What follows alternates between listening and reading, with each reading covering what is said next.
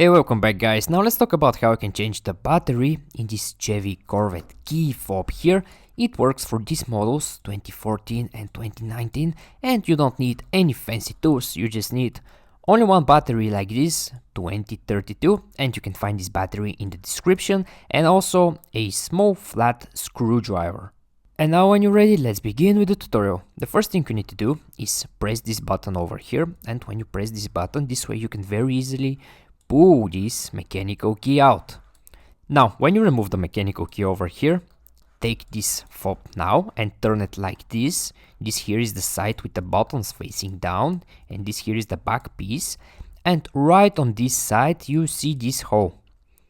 Now, insert the tip of the flat screwdriver right in this hole, or you can use the tip of the mechanical key, insert it right here, and now twist it a little bit, push up, and this way you can very easily separate this fob into two pieces like this.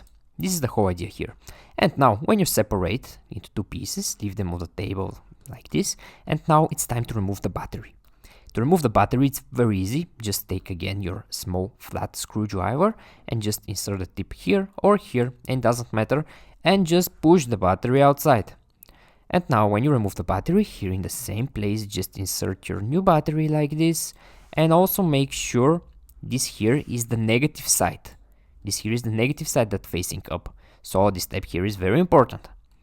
Alright, and now when you place your battery over here, take these two pieces again, this one and this one, make sure you align them again perfectly, like this, all corners to match perfectly, and just snap them together, just like this. And when you snap them together, now take your mechanical key and put it back inside the fob, just like in the beginning here. And when you do that, right after that, your key will be ready. You don't need to do anything else after that. It will just work fine. Okay guys, I hope you find this video useful and take care.